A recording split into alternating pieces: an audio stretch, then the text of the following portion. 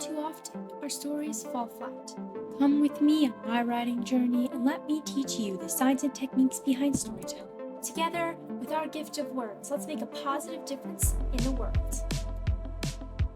Welcome, ladies and gentlemen, my friends, to Masterpiece.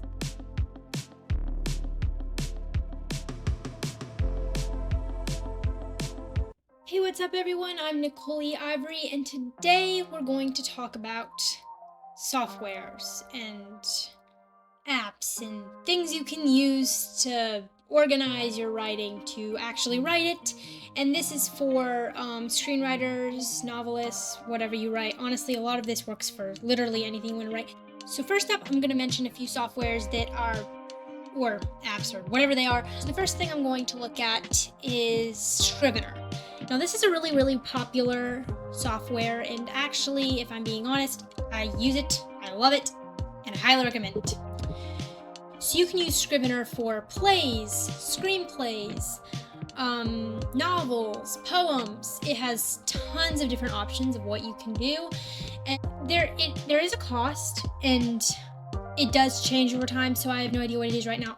I'd say it was $60 when I bought it, and that is for lifetime, so you will have no other costs, and that will be for Scrivener 3, which is the newest one they came out with.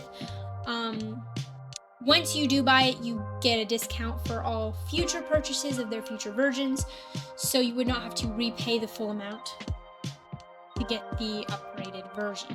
This software works well for Windows, Mac, and iOS.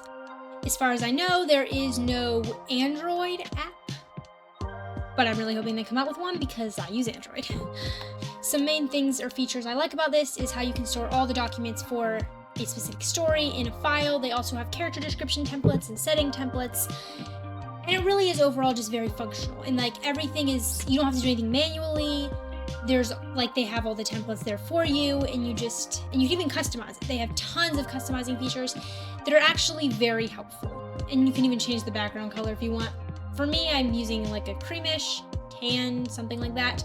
But they have like tons of colors, and you can like totally pick it, whatever you like. If you like neon green, I don't know why you would like that for a background when you're writing, but if you like it, go for it. So the next thing that I think is also good is Campfire. This one I do not use very often, and it also does cost money, which is also why I don't use it very often. But I'll put the price up on the screen. Anyway, it's really helpful, and it has a lot of organization features, and even more than Scrivener does for certain things, and I do really like that. It's very practical, it's easy to use, it has a really nice modern design, and I would highly recommend that as my second favorite. I don't use it very often. It works, you can download it on literally anything. Laptop, iOS, Android, Windows. Windows is a laptop. Never mind. Yeah, anything. It works. And it is a little slow at times, but it generally speaking works extremely well. The one thing about it is it's only for novels. So like, if you're writing anything else, if you're a writer in a different area, like a screenwriter, which is what I mostly do, I would not recommend Campfire for that because it really just doesn't have it. The third thing I would highly recommend is Microsoft Word. Now, although Scrivener does offer a lot of like blank files that you can use and everything, so you technically don't need Microsoft Word for that, Microsoft Word has a lot more features than Scrivener does if you're just wanting to create something, because Scrivener was designed for writing stuff, not necessarily for creating like posters or whatever. And if you want to do that, I'd recommend Microsoft Word. It's really helpful in that area, and it's also helpful if I want something on the side, or I also use it I compile files from Scrivener and open them in Microsoft Word, because people can't open Scrivener on like all their devices, because most people do not have Scrivener, unless you're a writer, which isn't most people. So yeah, I would highly recommend it for practicality in sharing your work with other people. It's also great because a lot of editors require Microsoft Word. The next thing I would recommend is Google Docs. Now, Google Docs does have a screenplay format thing. Actually, so does Microsoft Word. Highly recommend neither. Yeah, really don't. They are so hard to use. Anyway, Google Docs is really helpful too for a lot of things, because if you need to work on something with someone else, then I would recommend Google Docs because it has a collaboration feature, whereas the Microsoft Word, as far as I know, doesn't, and neither does Scrivener. So yeah, if you need to collaborate with someone, I would highly recommend using Google Docs. I also think Google Docs can be helpful for a lot of other things, like if you need checklists, because for whatever reason you might need a checklist. I like checklists, but if for whatever reason you might want a checklist. Scrivener does not have a checklist. I'm not sure if Microsoft Word does. I haven't checked, but at least the mobile version doesn't, I don't think, but because I didn't want to pay for the $365, their premium thingy. Yeah, so Google Docs, if you want checklists, if you like checklists, yes, highly recommend Google Docs. As far as I know, Google Docs is completely free. There probably is a premium because there's a premium on everything, but it's free for the most part. And if there is a premium, I recommended it. The next thing I would probably recommend you using or getting, you might already have it, I don't know, but I'd recommend getting a music app. You can get any music app. You can get the Amazon one, you can get Spotify, YouTube Music. There are other things out there that I don't remember. Yes, any of them. Highly recommend it. Music is very inspirational, and even if you're not listening to music, then, well, you don't need the app, or any of them anyway. But if you do like listening to music, I highly recommend getting one, because for me anyway, music was very inspirational when I'm actually working on writing, because I like making playlists to my stories, and I'm sure many of you do as well. And YouTube Music, Spotify, they all have great instrumentals, if you like instrumentals too. So I don't use this very often, or almost never, but I would highly also recommend if you are into like background noise. Well, although you can get a bunch of instrumentals free on music apps, sometimes it's not exactly what you want. So you could get Ambient Mixer. Ambient Mixer allows you to make your own background noise and combine different sounds or music or really whatever you want. So it's completely up to you how you want to customize stuff, and you can use stuff that's already created as well. And it's completely free, so no charge whatsoever. Like I'm pretty sure most people, I love stuff that is free. No money spent, and still get to use something that helps me. Yeah, I'm out of vocabulary right now. The next thing that I would recommend would probably be Excel.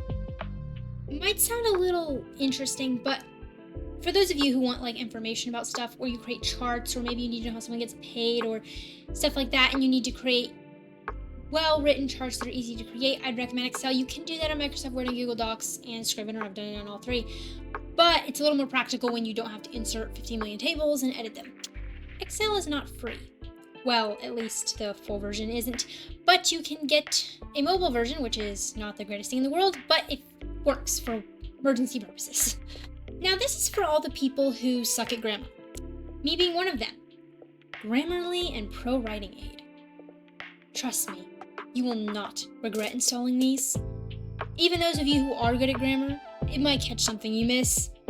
So yes, just get Pro Writing Aid or get Grammarly, whichever one you like better. It is totally worth it. Even the free version is totally worth it. I'm not sure how much it costs, but the free version is obviously free.